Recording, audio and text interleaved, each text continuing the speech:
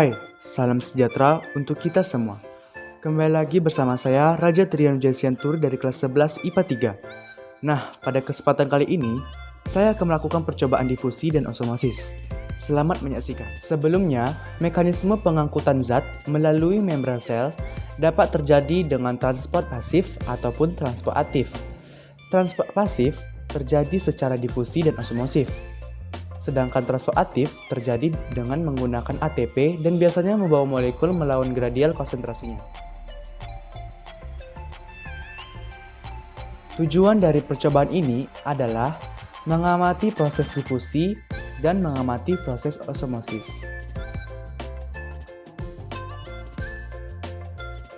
Alat dan bahan yang kita perlukan dalam percobaan kali ini adalah yang pertama, tinta cair dengan konsentrasi 100%, kemudian tinta cair dengan konsentrasi 50%, dan tinta cair dengan konsentrasi 25%. Alat dan bahan yang kedua adalah gelas ukur, kemudian 3 gelas aqua, yang keempat stopwatch, dan yang terakhir adalah aquades atau air hujan secukupnya.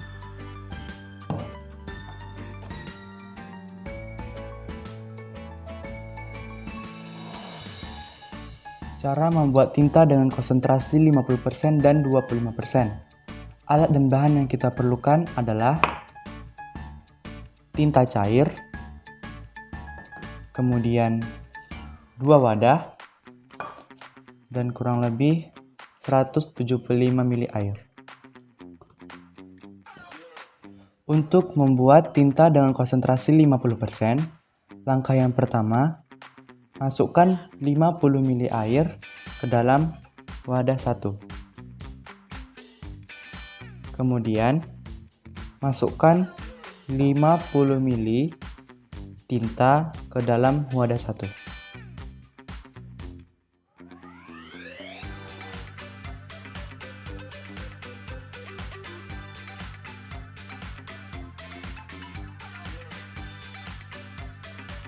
Setelah tinta dengan konsentrasi 50%. Untuk membuat tinta dengan konsentrasi 25%, masukkan air 75 ml air ke dalam wadah 2. Kemudian masukkan 25 ml tinta ke dalam wadah tersebut. Maka jadilah tinta dengan konsentrasi 25%.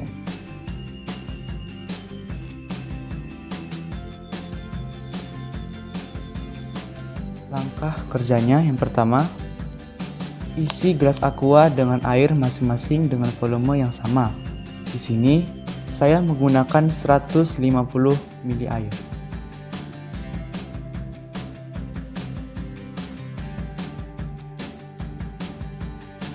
Langkah kerja yang kedua, tetesi tinta di masing-masing gelas dengan tinta sebanyak 5 tetes.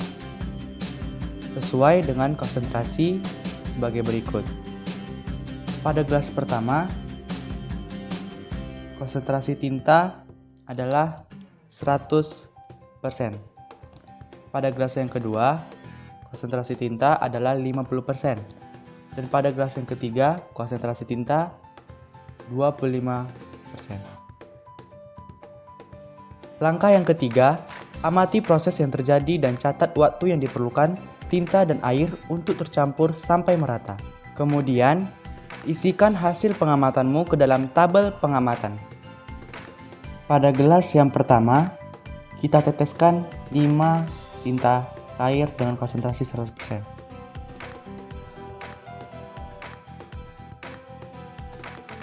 Satu, 2, 3, 5. Dan dapatlah pada gelas 1 yang mana menggunakan tinta murni dengan konsentrasi 100%, dapatlah tinta dan airnya tercampur dengan merata di menit 21:11. Kemudian pada gelas yang kedua, kita masukkan tinta yang berkonsentrasi 50%. 5 tetes.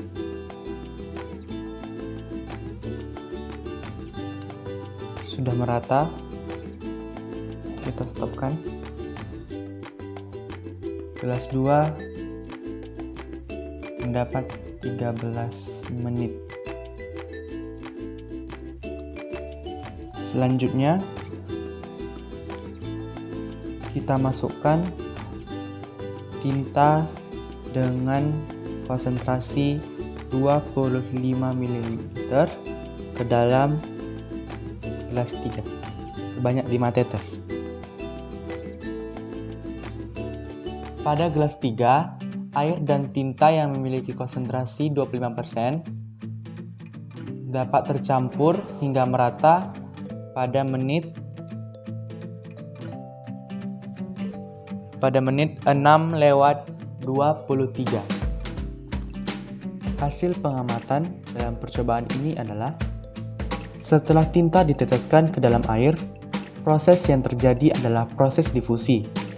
Proses ini terjadi saat tinta yang berkonsentrasi tinggi diteteskan ke dalam air sehingga akan menyebar secara merata dan membaur dengan air yang berkonsentrasi rendah.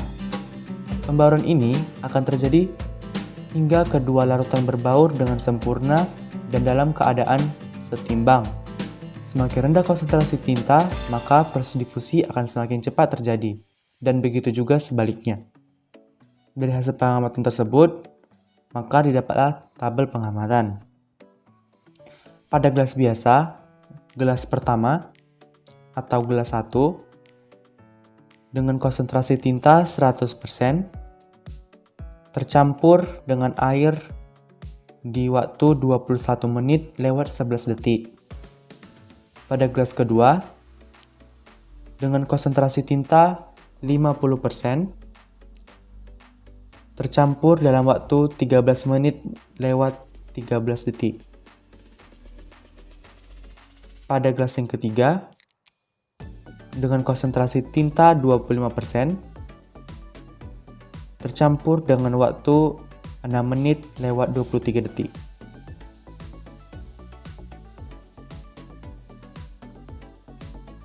Alat dan bahan yang kita perlukan dalam percobaan kali ini adalah: yang pertama, gelas aqua sebanyak 3 buah. Yang kedua, 1 buah kentang yang mana nanti kita akan membaginya menjadi 3 bagian. Yang ketiga, larutan garam 10% atau 10 gram garam yang dilarutkan dengan 100 ml air. Yang keempat, larutan garam 20% atau 20 gram garam yang dilarutkan dengan 100 ml air. Yang kelima, aquades atau air hujan. Yang keenam, kantong plastik sebanyak 3 buah. Dan yang terakhir, karet gelang sebanyak 3 helai. Cara membuat larutan garam. Yang pertama, kita membutuhkan 10 gram garam dan 20 gram garam. Dan yang kedua, kita membutuhkan 200 ml air. Selanjutnya, kita masukkan 10 gram dan 20 gram ke dalam wadah. Ini yang 10 gram. Kemudian kita masukkan 100 ml air. Gunakan alat ini.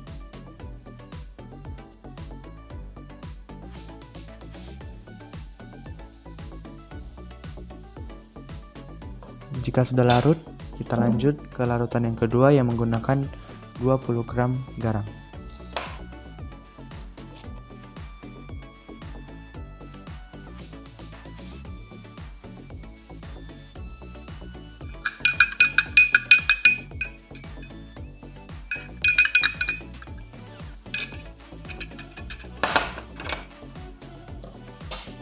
Sekian cara pembuatan larutan garam. Cara kerja. Yang pertama, bersihkan kentang mentah dari kulitnya.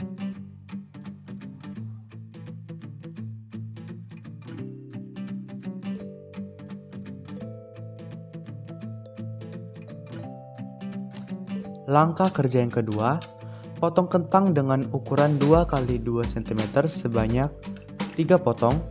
Usahakan potongan kentang tersebut memiliki berat yang sama. Saat mengupas kentang dan memotongnya, upayakan jangan sampai terkena air atau cairan apapun.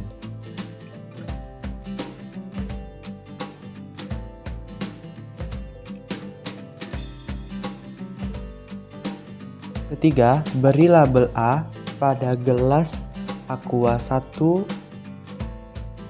20%, label B pada gelas Aqua 2 20%, dan label C pada gelas Aqua yang ketiga yang berisikan air Aquades atau air hujan.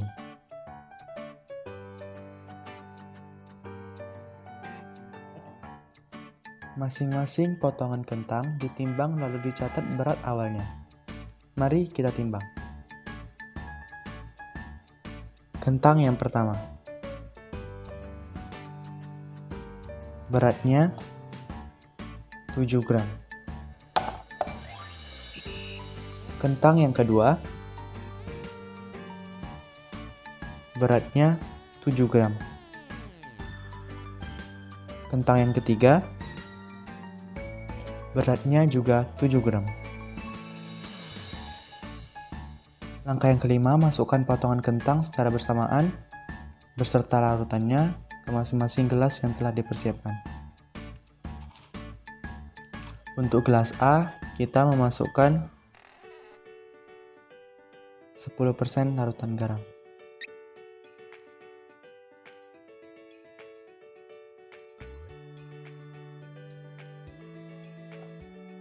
Langkah yang keenam, tutup ketiga gelas ini dengan kantung plastik dan ikat dengan karet.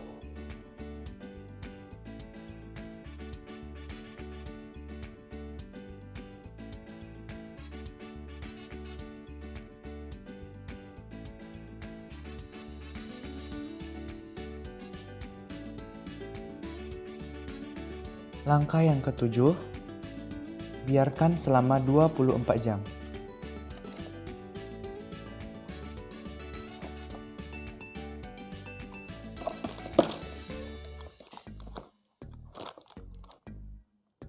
Setelah 24 jam, ambil potongan kentang, lalu tiriskan pada tisu, kemudian ditimbang kembali.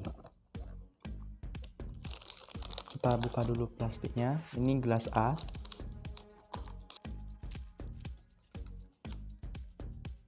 Kita ambil, kemudian kita tiriskan. Untuk gelas A, kita ambil lalu tiriskan kentangnya. Ambil dan kita tiriskan kentangnya ke tisu.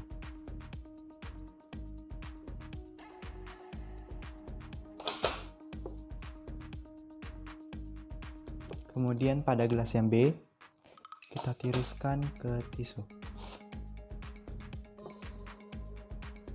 Kita taruh lagi. Kemudian pada gelas yang C,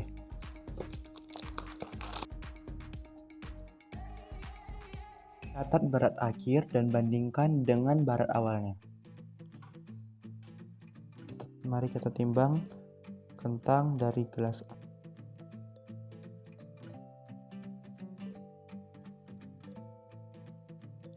Kemudian kita timbang kentang dari gelas B.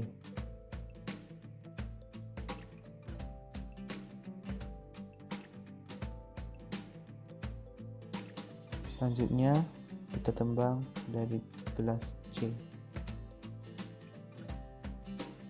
Langkah selanjutnya, catat volume air di masing-masing gelas setelah 24 jam tadi. Isi hasil pengamatan tersebut ke dalam tabel pengamatan. Pertama, kita ukur terlebih dahulu gelas A.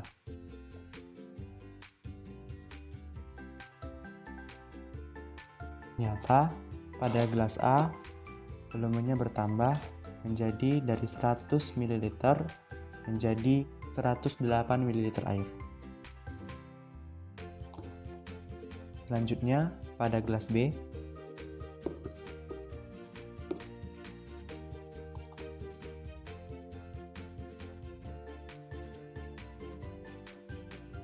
ternyata pada volume gelas B bertambah dari 100 ml air menjadi 117 ml air.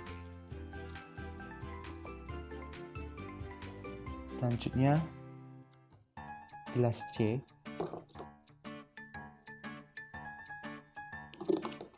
Ternyata pada gelas C masih tetap pada volume 100 ml air.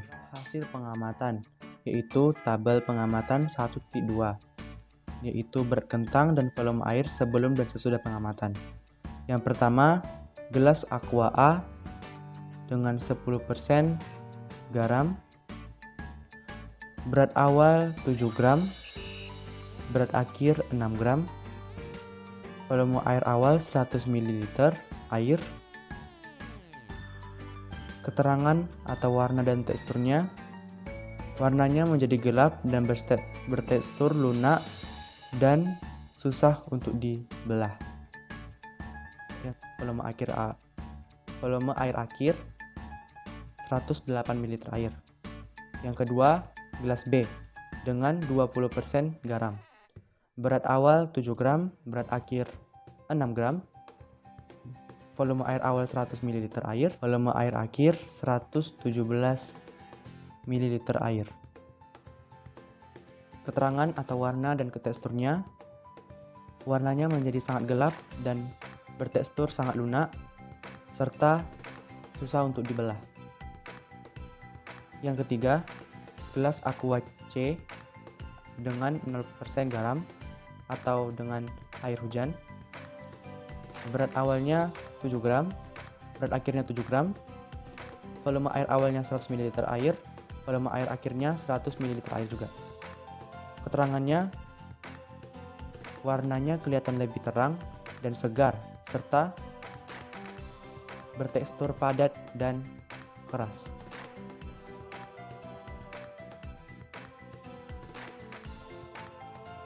Kesimpulan dari percobaan tersebut adalah difusi atau pembauran adalah peristiwa mengalirnya atau berpindahnya suatu zat dalam pelarut dan bagian konsentrasi tinggi ke bagian yang berkonsentrasi rendah. Perbedaan konsentrasi yang ada pada dua larutan disebut gradien konsentrasi. Difusi akan terus terjadi hingga seluruh partikel tersebar luas secara merata dan mencapai keadaan kesetimbangan di mana perpindahan molekul tetap terjadi walaupun tidak ada perbedaan konsentrasi. Faktor yang mempengaruhi praktikum difusi yang telah saya lakukan adalah tingkat konsentrasi tinta, di mana semakin rendah tingkat konsentrasinya, maka semakin dekat waktu yang diperlukan air dan tinta untuk membaur atau mencapai keadaan setimbang.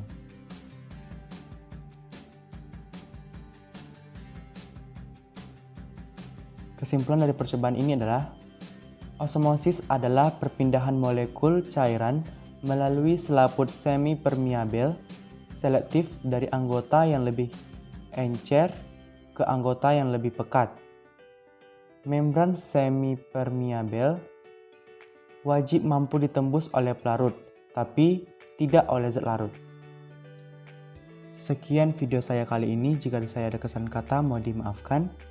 Sebelumnya, saya ingin menghimbau kepada kita semua untuk selalu menerapkan 3M.